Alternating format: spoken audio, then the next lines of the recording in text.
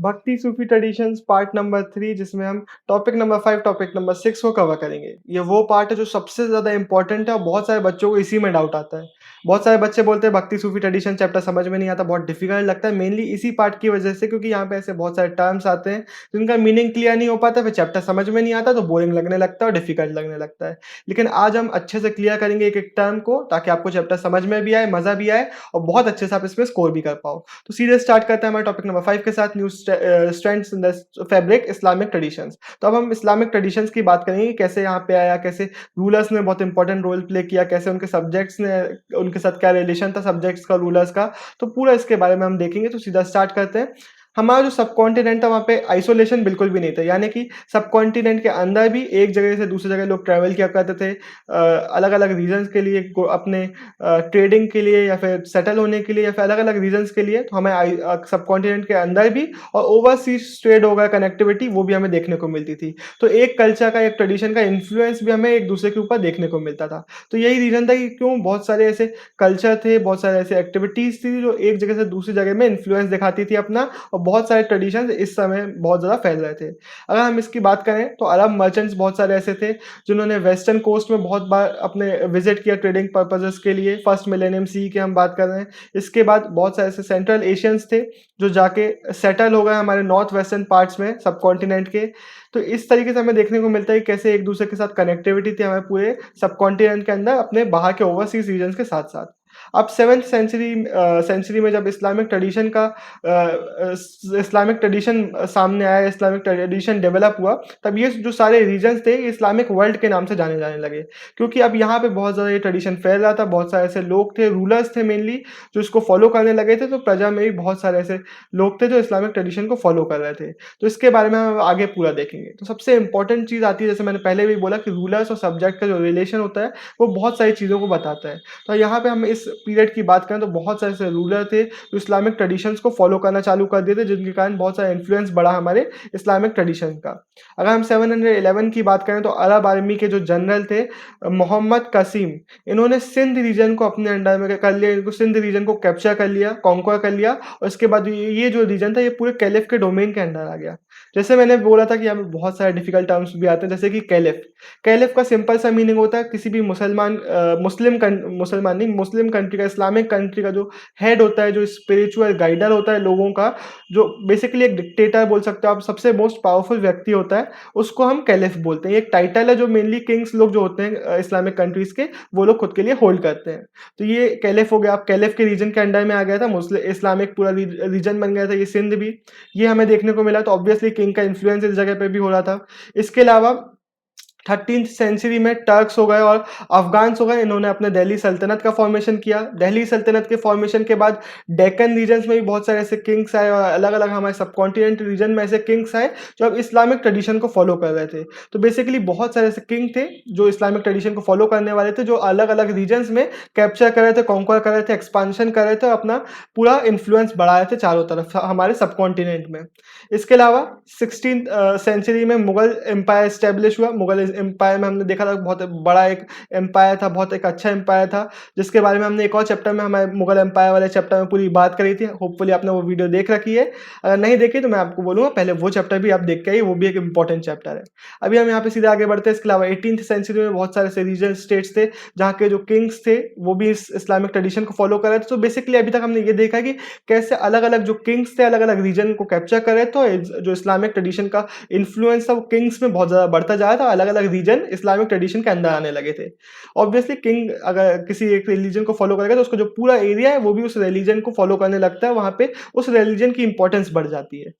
अब इसके बाद अगर हम बात करें थियोरेटिकली कि जो मुस्लिम रूलर्स होते थे उनके लिए ये कहा जाता था कि ये उलामास के अंडर गाइड होके पूरा रूल करेंगे। उलामास, फिर एक ऐसा टर्म आया जिसका मीनिंग आपको पता होना चाहिए, और ये एक ऐसा टर्म है हमने पहले भी एक चैप्टर में बात करी है, तो होपफुली आपको इसका मीनिंग पता होगा, लेकिन जिसको नहीं पता उसको मैं बता दूं। उलामास बेसिकली स्कॉलर्स होते हैं, जो कि बेसिकली जिनको कहा जाता है पूरे हमारे इस्लामिक कल्चर के स्कॉलर, जिनको सब कुछ पता है। हमारे जो किंग्स हैं वो इनसे समझेंगे कि क्या हमारे शरिया में लिखा है। शरिया में पूरे लॉज होते हैं कि कैसे हमें गाइड होना, कैसे हमें हमें चलना चाहिए, हमारे डे टू डे रूटीन में हमें क्या-क्या एक्टिविटीज़ करना चाहिए, क्या नहीं करना चाहिए। तो पूरे इस्लामिक कल्चर के जो लॉज़ हैं वो शरिया में लिखे होते हैं और जो उलामाज़ हैं वो स्कॉलर्स हैं जो कि अब हमारे किंग को गाइड करेंगे कि कैसे आपको रूल करना चाहिए। तो इस तरीके से बताया जाता है कि मुस्लिम रूलर्स इन उलामाज़ के गाइडेंस में रूल करना चाहते हैं। लेकिन जो हमारे सबकॉन्टिनेंट की बात करें तो यहाँ पे बहुत सारे कॉम्प्लिकेशंस आ जाते हैं प्रैक्टिकैलिटी में। क्योंकि यहाँ पे बहुत सारे अलग-अलग ट्रेडिशंस थे, बहुत सारे अलग-अलग कल्चर्स थे, एक्टिविटीज़ थी, बहुत सारे अलग-अलग तरीके की एक्टिविटीज़ को फ़ॉलो करने वाले लोग थे। तो ऑब्वियसली यहाँ पे कॉम्प्लिकेशंस भी बहुत ज़्यादा थी। यहाँ पे ऐसा नहीं था कि सिर्फ़ और सिर्फ़ मुस्लिम्स थे, सिर्फ़ इस्लामिक ट्रेडिशन को फ़ॉलो करने वाले लोग थे, तो सिर्फ़ एक राजा बन गया, सारे इस्लामिक ट्रेडिशन को फ़ॉलो कर रहे हैं और सिर्फ़ इतना सा सिंपल सा हमारा सीन बन गया। बल्कि अगर हम इंडिया की बात करें, इंडियन सबकॉन्टिनेंट की, तो यहाँ पे अलग-अलग कल्चर्स को जूइश थे, क्रिश्चियंस थे, हिंदूज़ थे, अलग-अलग ट्रेडिशन को फ़ॉलो करने वाले लोग थे। तो इसलिए यहाँ पे हमारे सामने एक स्पेशल कैटेगरी आती है ज़िम्मी। ज़िम्मी एक अरेबिक वर्ड से आता है ज़िम्मा, जिसका सिंपल मीनिंग निकल के आता है प्रोटेक्शन। तो बेसिकली ये प्रोटेक्टेड कम्युनिटी है जो कि इस्लामिक ट्रेडिशन को फ़ॉलो नहीं कर रही है। मेनली ये टर्म आया था जूस के लिए और क्रिश्चियंस के लिए, जो कि इंडिया में अलग-अलग जगहों पे यूज़ हो रहा था कि आपको ज़िम्मी कैटेगरी में हम डालेंगे और आपको हम प्रोटेक्ट करके रखेंगे हमारे मुस्लिम कम्युनिटी से, हमारे मुस्लिम रूलर्स से। तो ये टर्म उन लोगों के लिए आ गया था बेसिकली जो माइनॉरिटीज़ आप कह सकते हो कि किसी इस्लामिक रूलर है उसके अंडर में जो भी माइनॉरिटी है वो ज़िम्मी कैटेगरी में आएँगी, जिनको एक सिंपल से एक जिज़्या नाम का एक टैक्स है वो देना पड़ेगा। आप वो टैक्स दोगे तो आपके हम राइट्स को प्रोटेक्ट करके रखेंगे, आप जो चाहे वो रिलीजन फॉलो कर सकते हो। तो ये 2 टर्म आपको याद रखना है, ज़िम्मी यानी कि वो कैटेगरी की हम बात कर रहे हैं, प्रोटेक्टेड कम्युनिटी, और उसके बाद उनको पे करना होता था जिज़्या। तो इस तरीके से आप लिंक बनाते चलोगे तो ये टर्म्स बहुत ईज़ी लगने लगेंगे। तो जिज़्या आपको टैक्स पे करना पड़ेगा अगर आप इस्लामिक ट्रेडिशन को फॉलो नहीं कर रहे हो तो। तो ये भी एक रीज़न था कि बहुत सारे ऐसे लोग थे जो अगर इस्लामिक ट्रेडिशन को फॉलो करने वाला रूलर है तो उसके अंडर में इस्लामिक ट्रेडिशन में कन्वर्ट हो जाते थे, क्योंकि उनको टैक्स देना पड़ता था अगर आप किसी और कल्चर को बिलीफ्स को फॉलो कर रहे हो तो। इंडिया की अगर हम बात करें तो हिंदूज़ को भी इसी कैटेगरी में डाला जाता था, हमारे ज़िम्मी की कैटेगरी में, और इन सबको इनिशियली एक टैक्स देना पड़ता था जिज़्या। लेकिन ऐसा बिल्कुल भी नहीं था कि सब जितने भी मुस्लिम रूलर्स हैं सब उलामास को उलामा के गाइडेंस में सेम तरीके से रूल कर रहे थे। बल्कि जब एक्चुअल में वो रूलर्स बनते थे तो बहुत सारे प्रैक्टिकल्स ऐसे रूलर्स होते थे जो अपने तरीके से रूल करते थे, अपने तरीके से अलग-अलग पॉलिसीज़ अपनाते थे और यूज़ करते थे।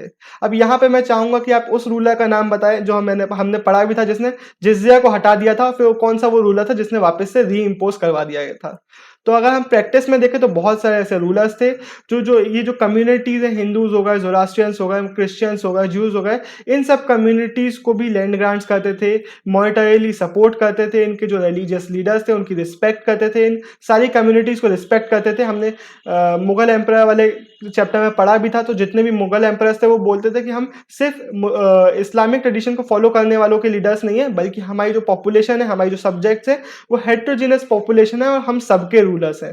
तो ये भी ये लोग बोलते थे। तो एक्चुअली में जब ये लोग रूल्स बनाते तो सिर्फ स्ट्रिक्ट रूल्स नहीं बनाया करते थे, बल्कि अलग अलग माइनॉरिटीज़ को भी सपोर्ट करने वाले रूल्स बनाते थे। तो हमें ये सीन पूरा देखने को मिलता है, और मैं फिर से बता रहा हूँ आपको, नाम बताना है कौन सा वो रूलर था जिसने जिज़्या को हटवाया था। फिर औरंगज़ेब हो गए, अकबर हो गए, ये वो रूलर्स थे जिन्होंने बहुत सारे ऐसे रूल्स बनाए थे कि सबको सपोर्ट, माइनॉरिटीज़ को सपोर्ट करने के लिए बहुत सारे ग्रांट्स किए थे। तो हमें देखने को मिलता है कि एकदम रिजिड स्ट्रैटेजीज़ फॉलो नहीं होती थी। जब एक्चुअली में प्रैक्टिकल वो होता था तो अलग-अलग रूलर्स अपनी-अपनी स्ट्रैटेजीज़ अपनाते थे, अलग-अलग अपनी पॉलिसीज़ अपनाते थे। तो ये पूरा हमें देखने को मिलता है। अब हम बढ़ेंगे हमारे अगले सब topic, the popular practice of Islam. इसमें हम पूरी इस्लामिक ट्रेडिशन में जो प्रैक्टिसेस हैं उनको देखेंगे। तो जैसे कि इस्लामिक ट्रेडिशन बहुत ज़्यादा पॉपुलर होने लगा था, लेकिन इसके फॉलोअर्स सिर्फ़ और सिर्फ़ किंग्स नहीं थे, बल्कि जितनी भी सेक्शंस थे सबको ये अपील करा था, सबको एक्सेप्ट करा था। आर्टिज़न्स हो गए, मर्चेंट्स हो गए, कोई भी, यानी कि ये तो बहुत कुछ, मैंने 2 नाम ले दिए, यहाँ पे 1-2 नाम और लिखे हैं, वॉरियर्स हो गए, या फिर किसी भी कम्युनिटी के जो लोग थे उन सबको एक्सेप्ट किया जाता। और इसीलिए यही कुछ रीज़न थे कि ये जो नए-नए ट्रेडिशंस आए थे ये बहुत ज़्यादा पॉपुलैरिटी गेन कर रहे थे, और इसीलिए अलग-अलग जगहों पे पॉपुलैरिटी गेन करने लगा। इसके अलावा इनको भी टैक्स भी नहीं देना पड़ता था, तो किंग्स भी इसी रिलीजन को फॉलो कर रहे हैं, तो इसकी इंपॉर्टेंस भी बढ़ गई थी। तो बेसिकली जितने भी उस किंग के अंडर में सब्जेक्ट थे, बहुत सारे लोग उनमें से इस्लामिक ट्रेडिशन को फॉलो करने लगे, और हर सेक्शन से, हर सोसाइटी के हर सेक्शन से लोगों को एक्सेप्ट किया जाता है इसमें। इसके अंदर जितने भी लोगों को एक्सेप्ट करना है इस्लामिक ट्रेडिशन, उनको कुछ और प्रैक्टिसेस थी जो आपको एक्सेप्ट करनी पड़ती थी। कुछ ना कुछ प्रैक्टिसेस हर रिलीजन के साथ एसोसिएटेड होते हैं, तो इनके मेनली 5 पिलर्स हैं जो आपको याद करने पड़ेंगे। बार-बार मैं बोलता हूँ, बहुत सारे बच्चे पूछते हैं, भैया हम एकदम एनसीईआरटी के रटे हुए आंसर लिखने होते हैं क्या?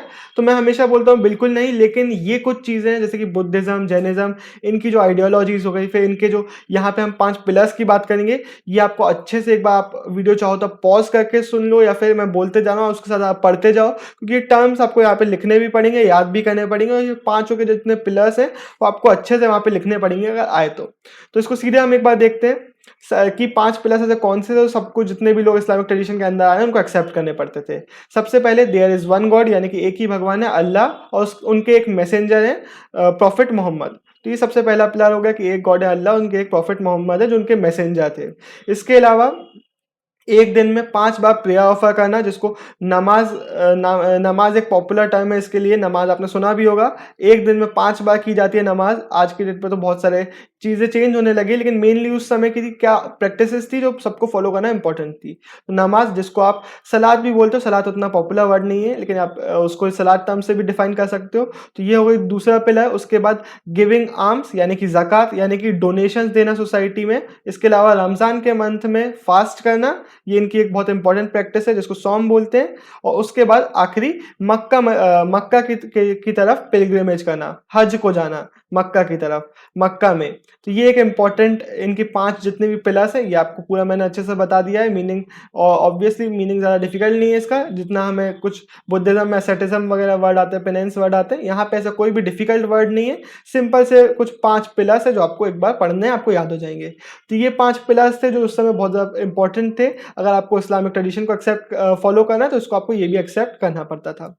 लेकिन हर एक चीज़ यूनिवर्सल नहीं होती, हमें बहुत सारे किसी भी ट्रेडिशन के अंदर वेरिएशंस देखने को मिलते हैं। सेम हमें इस्लामिक ट्रेडिशन के अंदर भी वेरिएशन देखने को मिलते थे। बहुत सारे ऐसे नए ग्रुप्स थे जो अपना कुरान का इंटरप्रिटेशन कर रहे थे, वो बोल रहे थे हम इस तरीके से प्रैक्टिसेस को देखते हैं, और लोकल प्रैक्टिसेस भी एड ऑन होती जा रही थी। मेन अगर हम इस्लामिक ट्रेडिशन के बारे में बात करें तो वहाँ पे 2 ब्रांचेस निकल के आती हैं, सुन्नी और शिया। ये वो 2 मेन ब्रांचेस हैं जो अलग-अलग ग्रुप्स हैं इसी इस्लामिक ट्रेडिशन के अंदर। तो इस तरीके से बहुत सारे अलग-अलग ग्रुप्स फॉर्म होते हुए हमें देखते हैं, जो कि जिनकी प्रैक्टिसेस में हल्का-सा वेरिएशंस हमें देखने को मिलता है। इसके अलावा अलग-अलग सोशल कैटेगरीज़ के लोग थे, तो वो भी अपनी-अपनी थोड़ी-सी जो प्रैक्टिसेस थी, उसमें वेरिएशन करते थे। अब हम इसी के अंदर और बात करें तो खोजास भी एक ग्रुप था, जो कि इस्माइलीज़ का एक ग्रुप था, जो हमने बात करी। शिया एक जो ब्रांच था, शिया के अंदर एक सेक्ट था, उसके शिया के अंदर का भी एक सब ग्रुप था खोजास, जो इस्माइलीज़ का एक ग्रुप था, जो उसके अंडर में आता था, जिनकी खुद की एक छोटी अपनी अलग तरीके की प्रैक्टिसेस थी। इन्होंने क्या किया था, कुरान का खुद का इंटरप्रिटेशन किया था, और अपने लोकल लेवल पे अपना इंटरप्रेट करके इसके ऊपर बुक्स लिखी थी। इसके ऊपर अपनी इन्होंने खुद की एक लिटरेरी सोर्सेस डेवलप कर ली थी, खुद का एक जॉनर बना लिया था कुरान का अंडरस्टैंडिंग का। और इसके अंदर एक आता है जिनान, जिसमें पूरी इन्होंने जितनी भी कॉम्पोजिशंस थी इनकी, वो लिखी गई थी अलग अलग लैंग्वेज में, सिंधी में, मुल्तानी में, पंजाबी में, कच्छी में, हिंदी में, गुजराती में, इन सब लैंग्वेज में इनने कॉम्पोजिशंस लिखी थी, जो कि प्रेयर मीटिंग्स होती थी इनकी, उसके टाइम गाई जाती थी अलग अलग राग्स में। तो ये हमें देखने को मिलता है कि एक पर्टिकुलर एक ग्रुप है ऐसे लोगों का जो इस कॉम्पोजिशंस को गा रहा है प्रेयर के टाइम पे, फिर कुछ अलग ग्रुप्स है जो अलग प्रैक्टिसेस फॉलो कर रहा है। तो ऐसे अलग अलग हमारे पूरे सब कॉन्टिनेंट के रीजन्स में हमें देखने को मिलता है कि सब लोग इस्लामिक ट्रेडिशन को फॉलो कर रहे हैं, लेकिन अलग अलग ग्रुप्स बना के फॉलो कर रहे हैं, अपने तरीके से कुरान को इंटरप्रेट कर रहे हैं, अपने अपने तरीके से इस एक कल्चर को फॉलो कर रहे हैं। तो ये हमें पूरा देखने को मिलता है कि कैसे अलग अलग सोशल ग्रुप्स डेवलप होते हैं, थोड़े हमें वेरिएशंस देखने को मिलते हैं। इसके अलावा अगर हम बात करें अरब मुस्लिम ट्रेडर्स के बारे में, तो ये पूरे हमारे इंडिया के सदर्न पार्ट में आके सेटल हो गए थे, और सदर्न पार्ट में मलाबार कोस्ट में केरला, जो कि केरला में, वहाँ पे ये लोग सेटल हुए थे। तो वहाँ की जो प्रैक्टिसेस थी, वहाँ का जो कल्चर था, उसने इनको इन्फ्लुएंस बहुत ज़्यादा किया था। तो बेसिकली वहाँ पे मलयालम बोली जाती थी, तो ये लोग मलयालम लैंग्वेज बोलने लगे थे। वहाँ की जो लोकल प्रैक्टिसेस थी उनको फॉलो करने लगे थे, मैट्रिलिनी फॉलो करने लगे थे, मैट्री लोकल रेसिडेंस फॉलो करने लगे थे। हमने पढ़ा था कि जो हमारा इंडियन कल्चर, उसमें पैट्रिलिनियल सिस्टम बहुत ज़्यादा फॉलो होता है, यानी कि जो हम डिसेंट ट्रेस करते हैं वो अपने फादर के साइड से ट्रेस करते हैं, लेकिन यहाँ पे जो प्रैक्टिस चालू हो रही थी वो मैट्रिलिनियल सिस्टम की थी। मदर के साइड से फैमिली के डिसेंट को ट्रेस करने की प्रैक्टिस थी। शादी के बाद जो मेल है वो फीमेल के घर में जाके रहेगा, इससे ये मैट्री लोकल रेसिडेंस इन लोग प्रैक्टिस करते थे। तो ये हमें देखने को मिलता है कि एकदम ऑपोजिट, जो पूरे इंडिया में फॉलो नहीं हो रहा है, सिर्फ साउथ साइड में फॉलो हो रहा है। तो वो ये जो अरब मुस्लिम ट्रेडर्स का जो ग्रुप था, जो साउथ साइड में रहने लगा तो वो इसी प्रैक्टिस को फॉलो करने लगा। जैसे मैंने बोला था कोई भी आइसोलेटेड नहीं था, अलग-अलग लोग अलग जगह ट्रैवल किया करते थे और इसका इन्फ्लुएंस हमें देखने को बहुत ज़्यादा मिलता था प्रैक्टिसेस में, मॉन्यूमेंट्स में, बिल्डिंग्स में, हर एक चीज़ में। इवन लैंग्वेज में भी हमें अलग-अलग जगहों के लैंग्वेज का इन्फ्लुएंस देखने को मिलता था। तो मैंने जैसे कि बोला कि बिल्डिंग्स में भी देखने को मिलता था, कस्टम्स में भी देखने को मिलता था। तो हमने कस्टम्स की अभी तक बात कर ली है, लैंग्वेज की अगर हमने अभी तक बात कर लिया, अब हम देखेंगे कैसे आर्किटेक्चरल स्टाइल में भी हमें इन्फ्लुएंस देखने को मिलता है। कुछ चीज़ें जो इस्लामिक ट्रेडिशन में एकदम फिक्स हैं कि हर जगह फॉलो नहीं, ऑल ओवर इंडिया जहाँ पे भी इस्लामिक ट्रेडिशन फॉलो किया जा रहा है, वहाँ पे कुछ आर्किटेक्चरल स्टाइल फॉलो की जा रही है। जैसे कि जो अगर हम किसी भी मॉस्क के बिल्डिंग स्टाइल को देखें, तो वहाँ के जितने भी अंदर हमें स्ट्रक्चर्स देखने को मिलते हैं, वो एक चीज़ का एविडेंस देते हैं कि इन सबको ओरिएंट किया गया है मक्का की तरफ इनको फेसिंग बनाया जाता है। ये हमें देखने को मिलता है। अगर आप मिहराब हो गया या फिर मुनबीर हो गया, मिनबार हो गया, सॉरी मुनबीर नहीं, मिहराब हो गया फिर मिनबार हो गया, इनके आप प्लेसमेंट को देखोगे तो आपको समझ में आएगा इसको मक्का की तरफ फेस किया गया है। मैं इनको भी आपको एक्सप्लेन कर देता हूँ, मुहरब क्या था और मिनबार क्या था।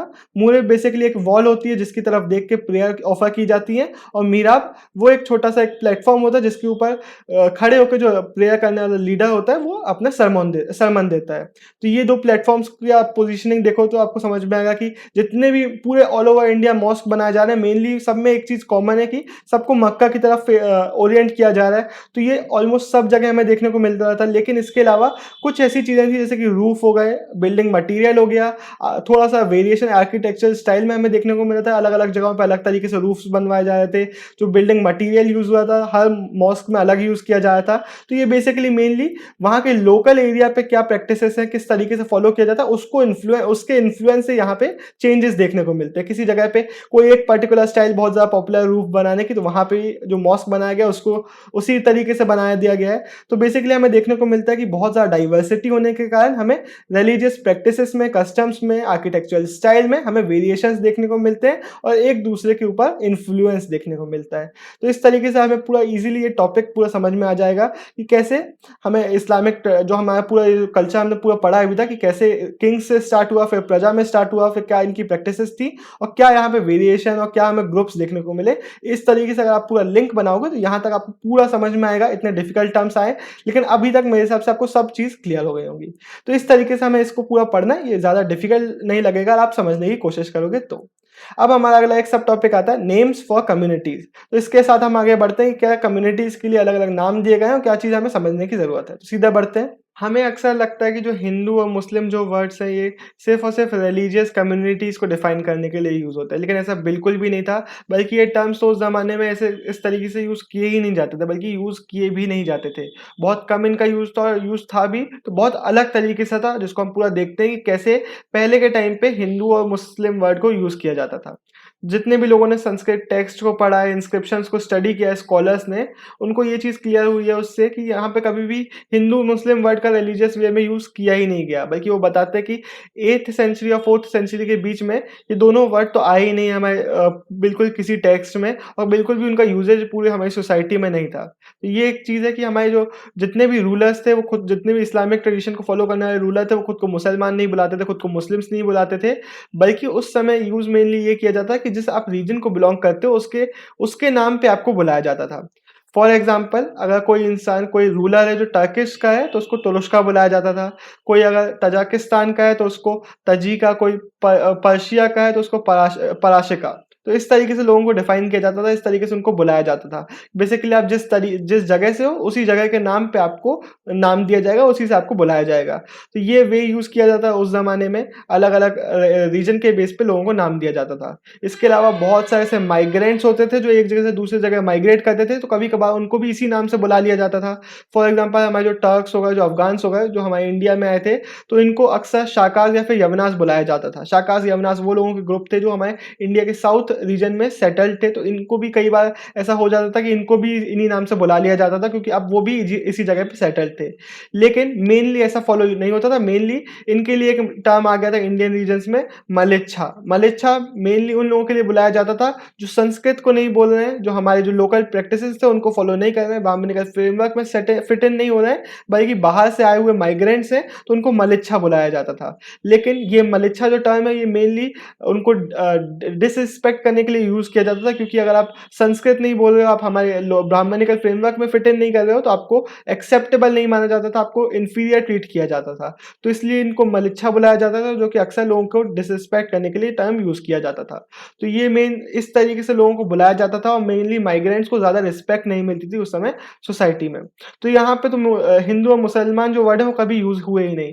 हमने पहले भी चैप्टर में देखा था, और हिस्ट्री का यही है कि अलग-अलग चैप्टर आप देखोगे कि बहुत ज़्यादा लिंक करते हैं। हमने देखा था कि जितने भी मुगल एम्पायर के रूलर्स थे वो खुद को बिल्कुल भी मुस्लिम टर्म से नहीं बुलाते थे, वो भी मुस्लिम टर्म को यूज़ ही नहीं करते थे। हमने पूरे चैप्टर पढ़ लिया मुस्लिम रूलर्स पे, मुगल एम्परर्स पे, लेकिन मुस्लिम वर्ड हमने यूज़ नहीं किया। तो इससे समझ में आता है कि जो मुस्लिम वर्ड था वो इस्लामिक ट्रेडिशन में कभी खुद किंग्स जो थे या फिर प्रजा जो थी, वो खुद के लिए कभी यूज़ किया करते ही नहीं थे।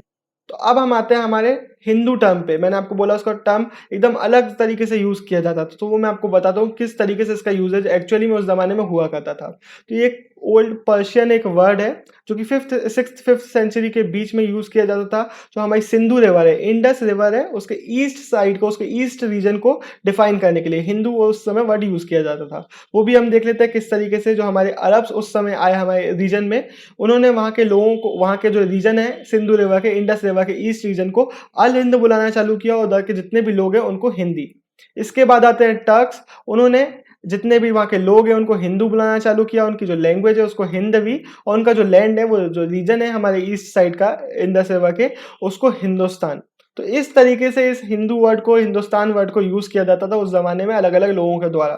तो मेनली आप समझ गए होंगे कि कहीं पे भी इसका मीनिंग रिलीजियस तरीके से नहीं है कि हिंदू मुसलमान का रिलीजियस वे में यूज़ किया जा रहा है, ना तो हिंदू का, ना तो मुसलमान का, बल्कि कभी भी कंपैरिज़न था ही नहीं पहले के ज़माने में। आपको कहीं पे भी एक भी लाइन नहीं देखने को मिली होगी जहाँ पे हिंदू-मुस्लिम कॉन्फ्लिक्ट्स की बात कर रहे हो, या फिर हम हिंदू-मुस्लिम 2 कम्युनिटीज़ को डिफाइन करने के लिए यूज़ कर रहे हो। तो आप हिस्ट्री में इस तरीके से कभी भी यूज़ नहीं करोगे, क्योंकि अलग-अलग ट्रेडिशन थे जिनको हिंदू-मुस्लिम नाम से बिल्कुल भी एसोसिएट नहीं किया जाता था।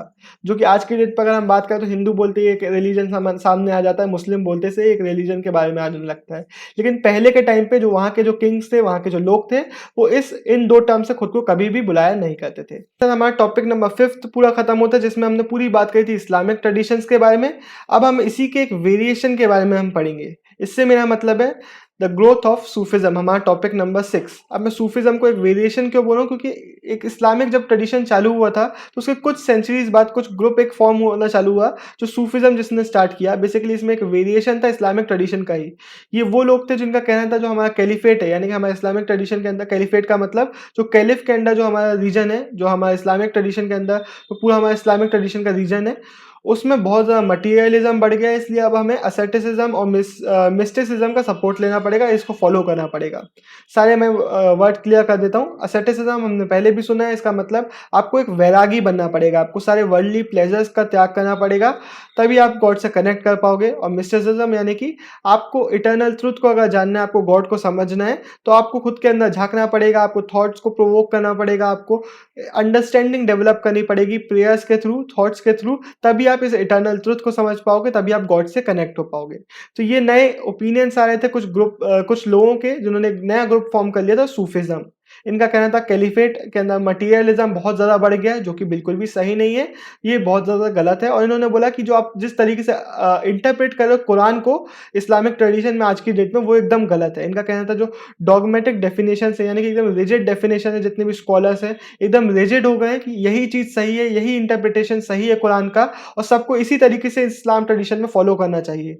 इन सूफिज़्म को फॉलो करने वाले जो ग्रुप थे, उनका कहना था ये बिल्कुल भी एक गलत मेंटालिटी है, बल्कि हमें नए थॉट्स को प्रोवोक करना चाहिए, हमें सब चीज़ों के लिए एक्सेप्टेंस को और इंक्रीज़ करना चाहिए, और एक नए तरीके से हमें इसको इंटरप्रेट करने की ज़रूरत है, इसे एक नए तरीके से देखने की ज़रूरत है। तो बेसिकली कुरान हो गया, सुन्ना बेसिकली वो ट्रेडिशंस हैं जो कि प्रॉफिट के ट्रेडिशन है, जो इस्लामिक के जो कल्चर में जो पूरे ट्रेडिशंस जो फॉलो किए जाते हैं, वो इसमें आते हैं।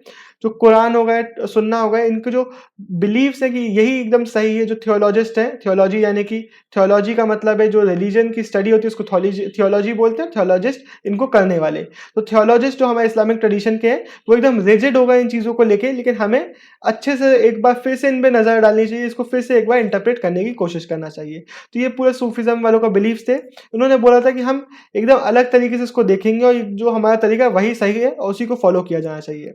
इनका कहना था अगर आपको सैल्वेशन अचीव करना है, यानी कि सैल्वेशन आप इस्लामिक ट्रेडिशन से जब जोड़ोगे तो आप कह सकते हो जन्नत में अगर आपको जाना है या फिर आपको मुक्ति पाना है इस दुनिया से, तो आपको अपना गॉड के से कनेक्शन बढ़ाना पड़ेगा, आपको अपना डिवोशन दिखाना पड़ेगा, अपना लव दिखाना पड़ेगा और उनकी जो कमांड्स है उनको फॉलो करना पड़ेगा। यानी कि प्रॉफिट जो मोहम्मद है उनको एकदम परफेक्ट ह्यूमन बीइंग ये बताते हैं, उनकी जो एक्टिविटीज़ है, उनका जो लाइफ़स्टाइल था उसको एग्ज़ैक्टली हमें कॉपी करना चाहिए अगर हमें जन्नत अचीव करना है, सैल्वेशन अचीव करना है। ये बेसिकली इनकी एक आइडियोलॉजी थी। इन्होंने अपने तरीके से कुरान को इंटरप्रेट किया, अपने पर्सनल एक्सपीरियंसेस के थ्रू उन्होंने बोला जो अभी जिस तरीके से आप इंटरप्रिटेशन को बिलीव कर रहे हो, जिसमें मान रहे हो, वो सही नहीं है, बल्कि आपको नए थॉट को जगह देनी चाहिए। हमारे जो थॉट्स हैं उनको बिलीव करना चाहिए, इनकी तरफ आपको देखना चाहिए। तो ये बेसिकली जो इस्लामिक ट्रेडिशन था उसमें एक वेरिएशन हमें देखने को मिला। कुछ ग्रुप्स ने बोला कि नहीं जो आप फॉलो कर रहे हो वो सही नहीं है, थोड़ा-सा आपको चेंजेस करने की ज़रूरत है, जो कि सूफीज़्म ग्रुप हमें देखने को मिला।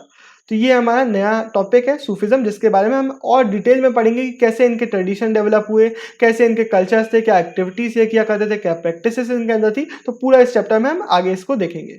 तो अब हमारा अगला सब टॉपिक आता है खानकाज़ एंड सिलसिलास बाय द 11th सेंचुरी।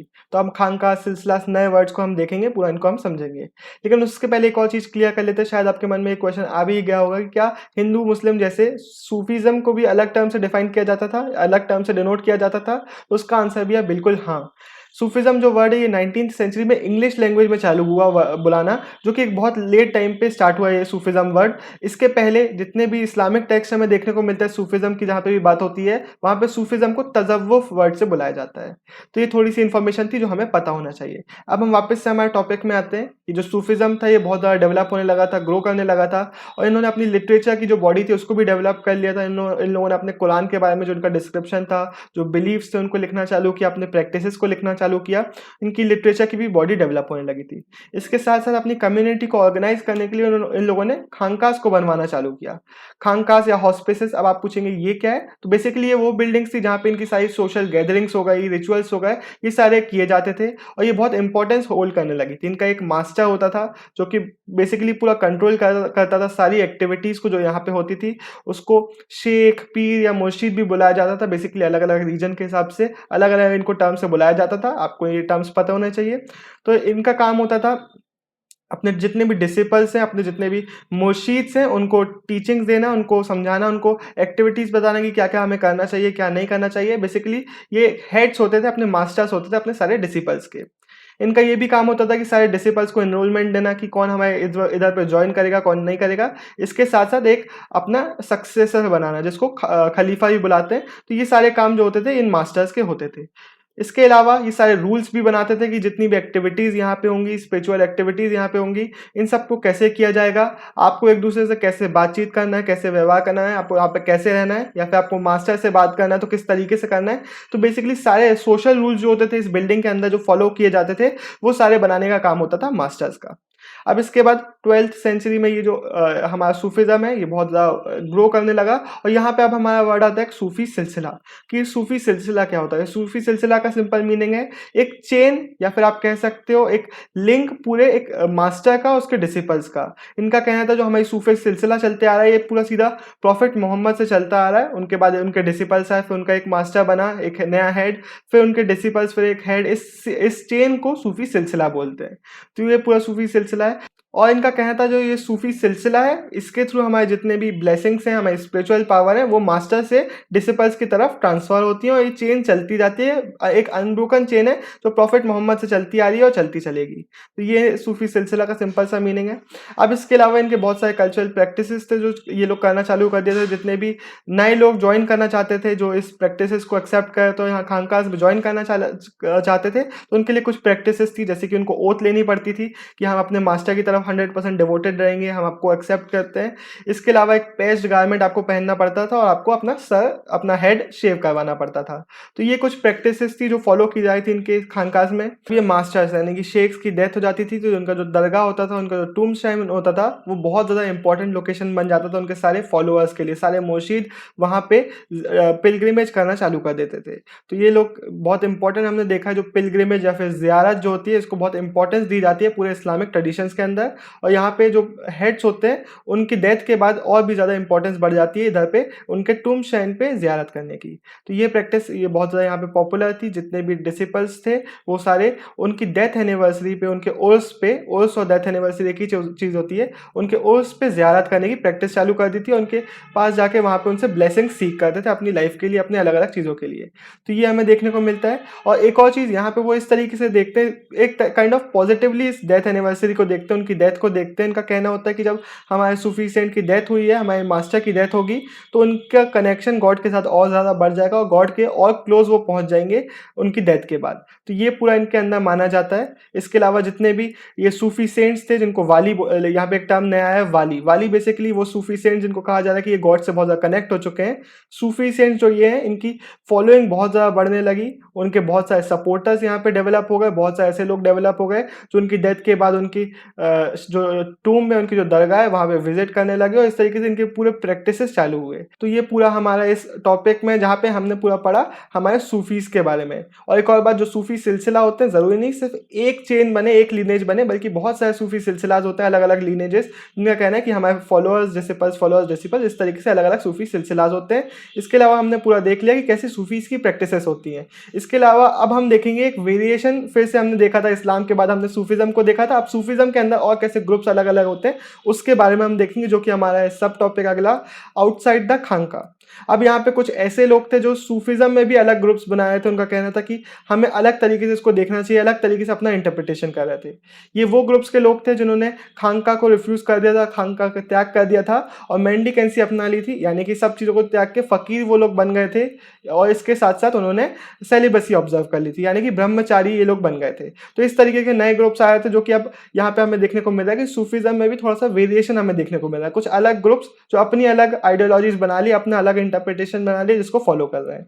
इनके भी अलग अलग नाम थे, जैसे कि कलंदास, मदारीस, मलंग्स, हैदरीस एटसेट्रा। अलग अलग रीजन में इनको अलग अलग नाम से बुलाया जाता था और इनको क्योंकि ये लोग जानबूझ के शरिया के अगेंस्ट जा रहे थे इसलिए इनको बेशरिया बुलाया जाता था। इसके अलावा कुछ ऐसे भी ग्रुप्स थे सूफीज़म में, जैसे कि वो लोग जो हमारे शरिया है उसको फॉलो करें तो इनको बाशरिया बुलाया जाता था। तो ये दो डिफरेंस है, बेशरिया यानी कि ऐसे लोग जो जानबूझ के शरिया के अगेंस्ट जा रहे हैं, और कुछ ऐसे ग्रुप्स थे जो कि शरिया को फॉलो करते थे, तो वो हो गए बाशरिया। तो सूफीज़म में भी हमें अलग अलग ग्रुप्स देखने को मिलते हैं, अलग अलग डिवीजन देखने को मिलता है। तो ये पूरा हो गया हमारे सूफीज़म वाले टॉपिक में। हमारा ये वीडियो इसके साथ खत्म होता है। अब आगे में अगला जो वीडियो आएगा उसमें 7, 8, 9 टॉपिक हम कवर करेंगे, पूरा चैप्टर खत्म करेंगे। तो होपफुली आपको ये वीडियो जो हमारा था सूफीज़म के बारे में पूरा वो अच्छा लगा होगा, आपको अच्छे से समझ में आ गई होंगी सारी चीज़ें। अगर कोई भी डाउट रहेगा तो कमेंट सेक्शन में पूछ लेगा। तब तक के लिए चैनल को सब्सक्राइब कीजिए, वीडियो को लाइक कीजिए, अपने दोस्तों के साथ शेयर करिए और होपफुली हम फिर से मिलेंगे।